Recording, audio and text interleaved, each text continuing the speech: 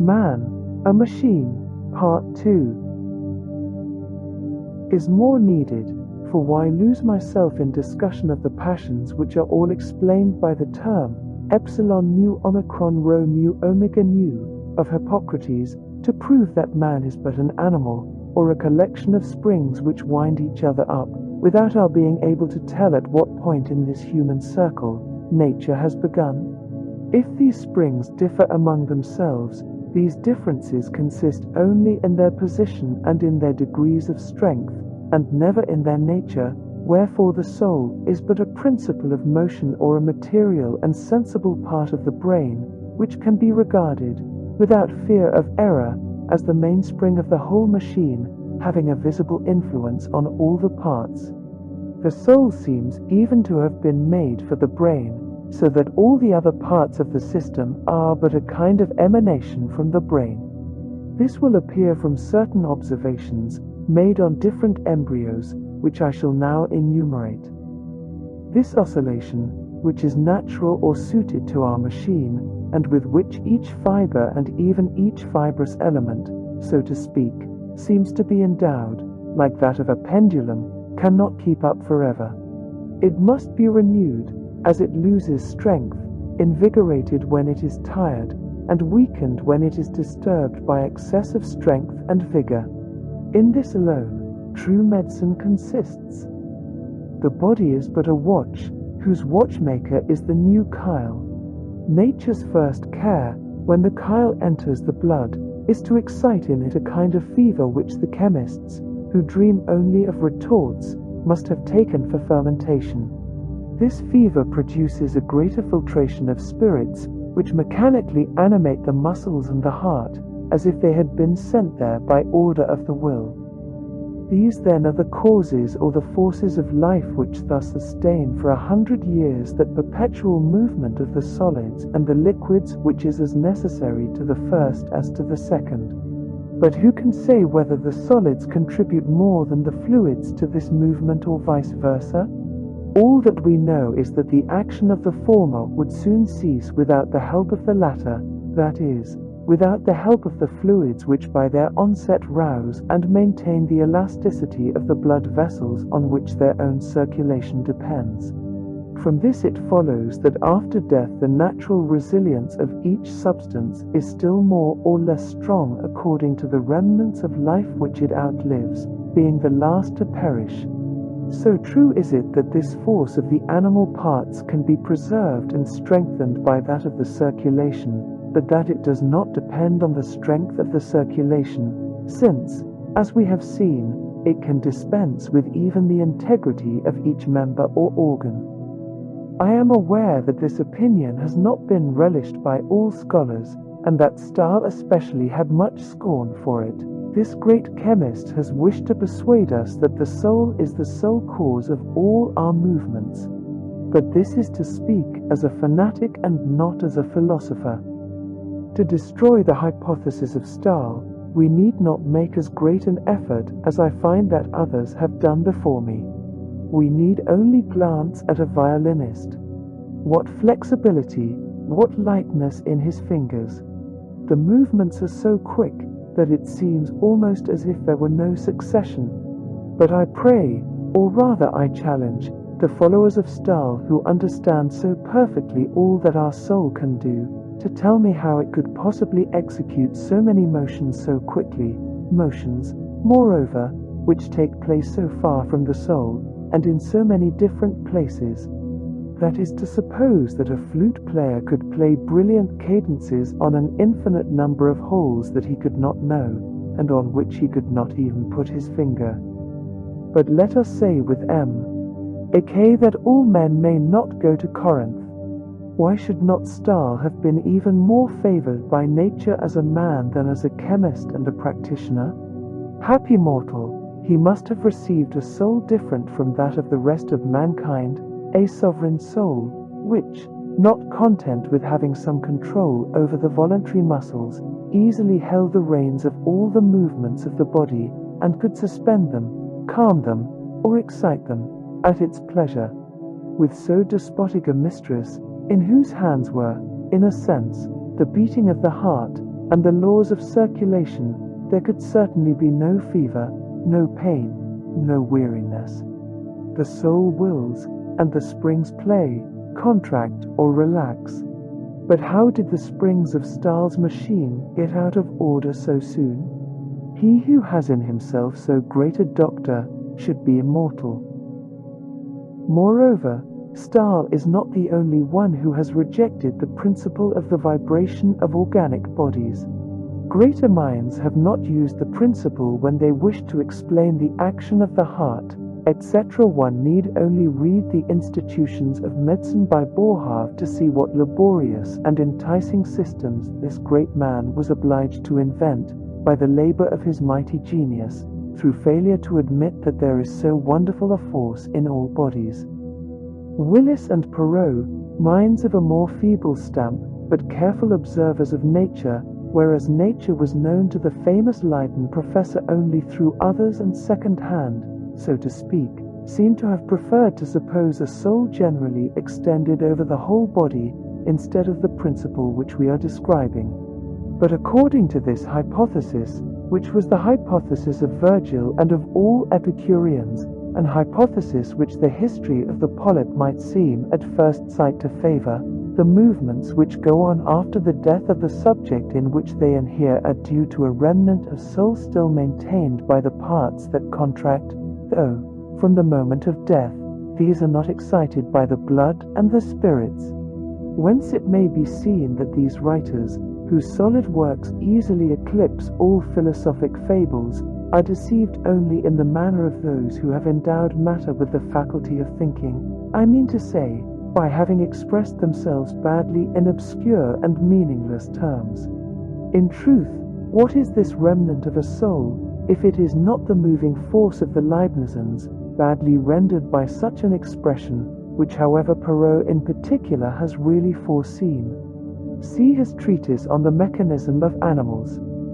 Now that it is clearly proved against the Cartesians, the followers of Stahl, the Malebranchists, and the theologians who little deserve to be mentioned here, that matter is self-moved, not only when organized, as in a whole heart, for example, but even when this organization has been destroyed, human curiosity would like to discover how a body, by the fact that it is originally endowed with the breath of life, finds itself adorned in consequence with the faculty of feeling, and thus with that of thought.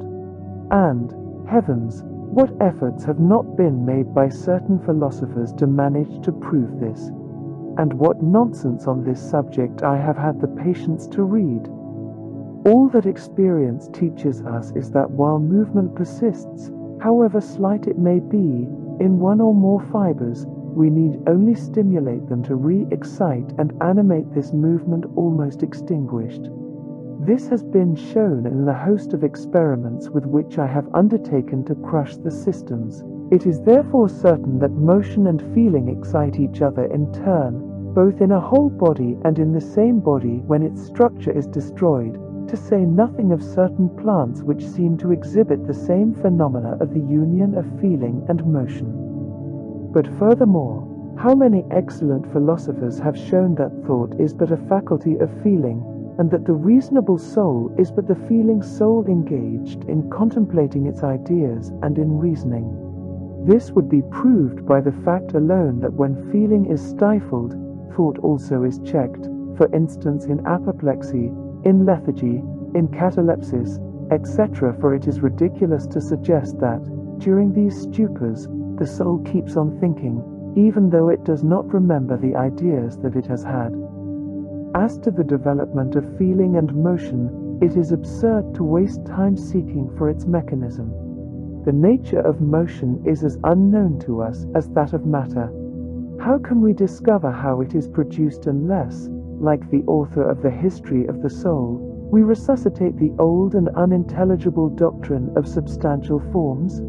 I am then quite as content not to know how inert and simple matter becomes active and highly organized, as not to be able to look at the sun without red glasses, and I am as little disquieted concerning the other incomprehensible wonders of nature, the production of feeling and of thought in a being which earlier appeared to our limited eyes as a mere clod of clay.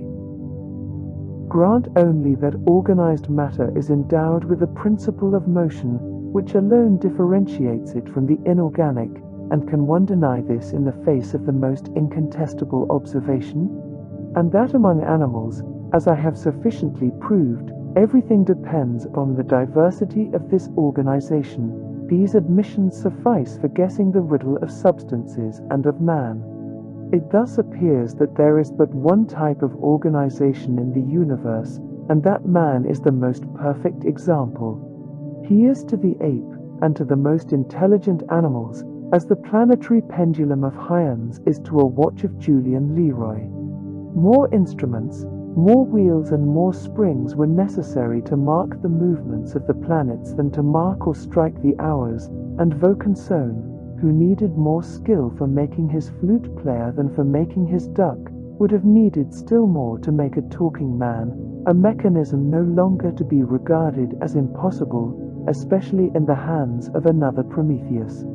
In like fashion, it was necessary that nature should use more elaborate art in making and sustaining a machine which for a whole century could mark all motions of the heart and of the mind, for though one does not tell time by the pulse, it is at least the barometer of the warmth and the vivacity by which one may estimate the nature of the soul. I am right.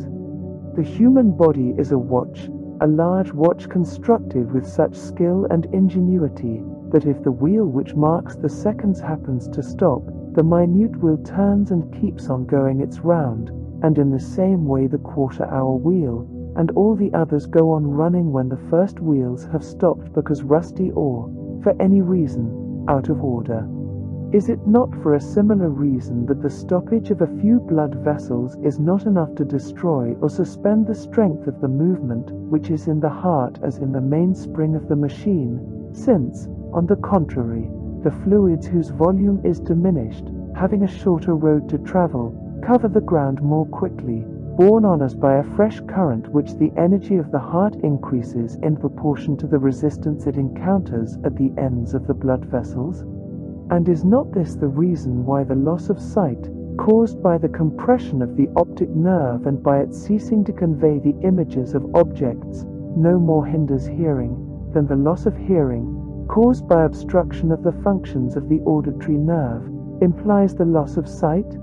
In the same way, finally, does not one man hear, except immediately after his attack, without being able to say that he hears, while another who hears nothing, but whose lingual nerves are uninjured in the brain, mechanically tells of all the dreams which pass through his mind? These phenomena do not surprise enlightened physicians at all. They know what to think about man's nature, and, more accurately to express myself in passing, of two physicians, the better one and the one who deserves more confidence is always, in my opinion, the one who is more versed in the physique or mechanism of the human body, and who, leaving aside the soul and all the anxieties which this chimera gives to fools and to ignorant men, is seriously occupied only in pure naturalism. Therefore let the pretended M. Charp deride philosophers who have regarded animals as machines. How different is my view! I believe that Descartes would be a man in every way worthy of respect, if, born in a century that he had not been obliged to enlighten, he had known the value of experiment and observation, and the danger of cutting loose from them. But it is none the less just for me to make an authentic reparation to this great man for all the insignificant philosophers, poor jesters, and poor imitators of Locke, who instead of laughing impudently at Descartes, might better realize that without him the field of philosophy, like the field of science without Newton, might perhaps be still uncultivated. This celebrated philosopher, it is true, was much deceived, and no one denies that. But at any rate he understood animal nature. He was the first to prove completely that animals are pure machines. And after a discovery of this importance demanding so much sagacity, how can we without ingratitude fail to pardon all his errors? In my eyes, they are all atoned for by that great confession. For after all, although he extols the distinctness of the two substances, this is plainly but a trick of skill, a ruse of style, to make theologians swallow a poison, hidden in the shade of an analogy which strikes everybody else and which they alone fail to notice. For it is this strong analogy, which forces all scholars and wise judges to confess that these proud and vain beings, more distinguished by their pride than by the name of men, however much they may wish to exalt themselves, are at bottom only animals and machines which, though upright, go on all fours. They all have this marvelous instinct, which is developed by education into mind, and which always has its seat in the brain, or for want of that when it is lacking or hardened, in the medulla oblongata, and never in the cerebellum, for I have often seen the cerebellum injured, and other observers have found it hardened, when the soul has not ceased to fulfill its functions. To be a machine, to feel, to think, to know how to distinguish good from bad, as well as blue from yellow, in a word, to be born with an intelligence and a sure moral instinct, and to be but an animal, are therefore characters which are no more contradictory than to be an ape or a parrot, and to be able to give oneself pleasure. I believe that thought is so little incompatible with organized matter that it seems to be one of its properties on a par with electricity, the faculty of motion, impenetrability, extension, etc. Do you ask for further observations? Here are some which are incontestable and which all prove that man resembles animals perfectly in his origin as well as in all the points in which we have thought it essential to make the comparison. Let us observe man both in and out of his shell. Let us examine young embryos of 4, 6, 8 or 15 days with a microscope. After that time our eyes are sufficient. What do we see? The head alone, a little round egg with 2 black points which mark the eyes. Before that, everything is formless, and one sees only a medullary pulp, which is the brain, in which are formed first the roots of the nerves, that is, the principle of feeling, and the heart, which already within this substance has the power of beating of itself. It is the punctum saliens of Malpighi, which perhaps already owes a part of its excitability to the influence of the nerves. Then little by little, one sees the head lengthen from the neck, which, in dilating, forms first the thorax inside which the heart has already sunk, there to become stationary. Below that is the abdomen, which is divided by a partition, the diaphragm. One of these enlargements of the body forms the arms, the hands, the fingers, the nails, and the hair. The other forms the thighs, the legs, the feet, etc., which differ only in their observed situation, and which constitute the support and the balancing pole of the body. The whole process is a strange sort of growth, like that of plants. On the tops of our heads is hair in place of which the plants have leaves and flowers. Everywhere is shown the same luxury of nature, and finally the directing principle of plants is placed where we have our soul, that other quintessence of man. Such is the uniformity of nature, which we are beginning to realize, and the analogy of the animal with the vegetable kingdom, of man with plant. Perhaps there even are animal plants, which in vegetating, either fight as polyps do, or perform other functions characteristic of animals. We are veritable moles in the field of nature. We achieve little more than the mole's journey, and it is our pride which prescribes limits to the limitless. We are in the position of a watch that should say, a writer of fables would make the watch a hero in a silly tale. I was never made by that fool of a workman, I who divide time, who mark so exactly the course of the sun, who repeat aloud the hours which I mark.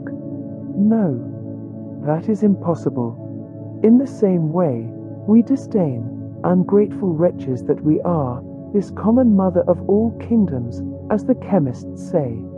We imagine, or rather we infer, a cause superior to that to which we owe all, and which truly has wrought all things in an inconceivable fashion.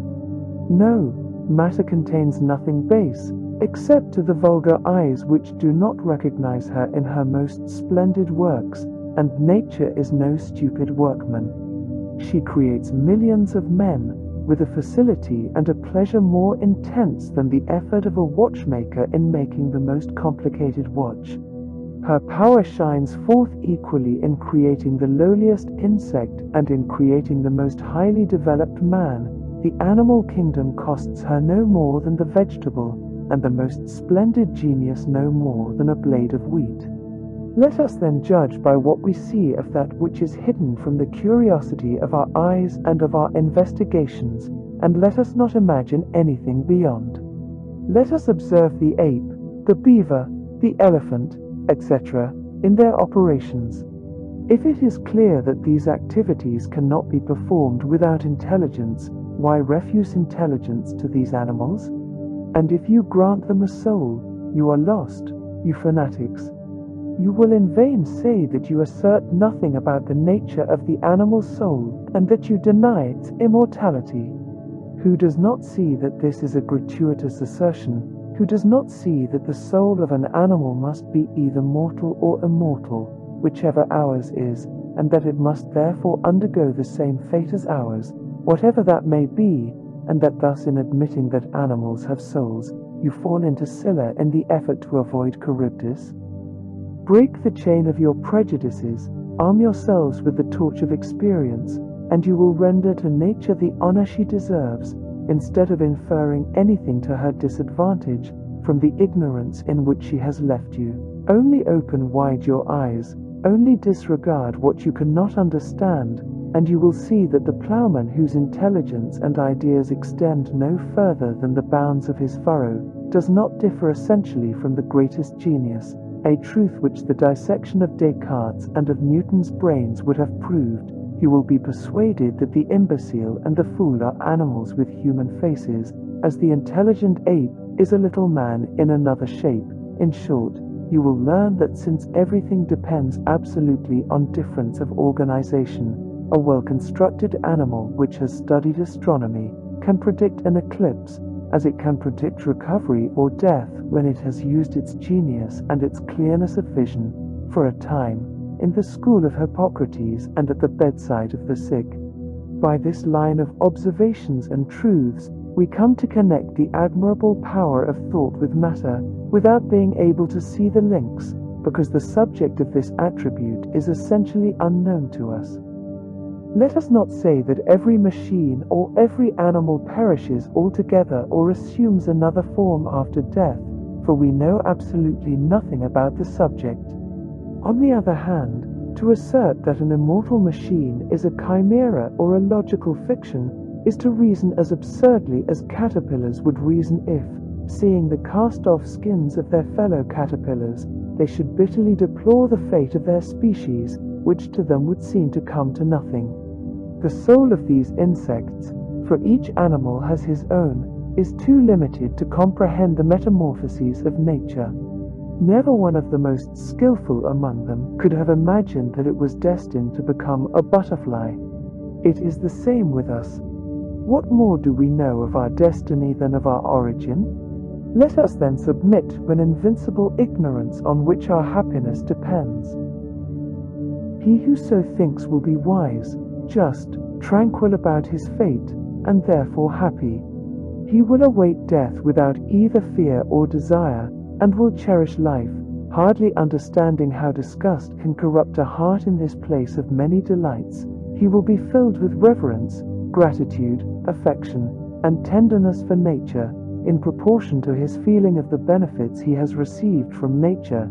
He will be happy, in short, in feeling nature, and in being present at the enchanting spectacle of the universe, and he will surely never destroy nature either in himself or in others. More than that, full of humanity, this man will love human character even in his enemies. Judge how he will treat others. He will pity the wicked without hating them.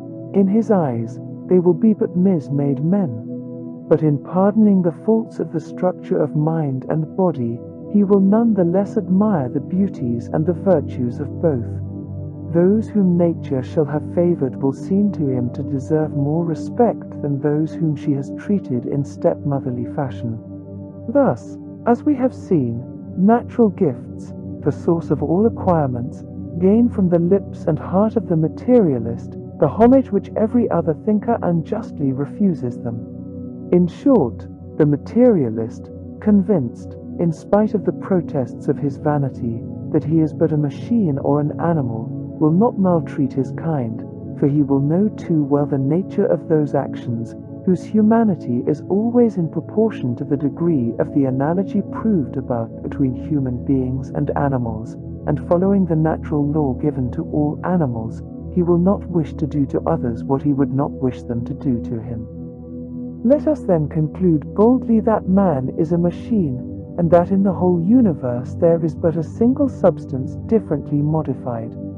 This is no hypothesis set forth by dint of a number of postulates and assumptions. It is not the work of prejudice, nor even of my reason alone. I should have disdained a guide which I think to be so untrustworthy, had not my senses, bearing a torch, so to speak, induced me to follow reason by lighting the way themselves.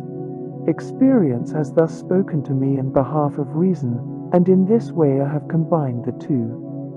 But it must have been noticed that I have not allowed myself even the most vigorous and immediately deduced reasoning, except as a result of a multitude of observations which no scholar will contest, and furthermore, I recognize only scholars as judges of the conclusions which I draw from the observations, and I hereby challenge every prejudiced man who is neither anatomist nor acquainted with the only philosophy which can here be considered, that of the human body. Against so strong and solid an oak, what could the weak reeds of theology, of metaphysics, and of the schools, avail? Childish arms, like our parlour-foils, that may well afford the pleasure of fencing, but can never wound an adversary.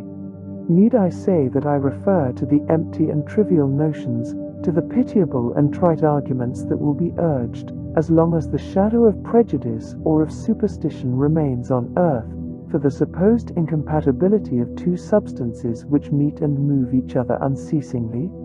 Such is my system, or rather the truth, unless I am much deceived. It is short and simple. Dispute it now who will. The end of Part 2 of Man, a Machine. It is also the end of the complete book.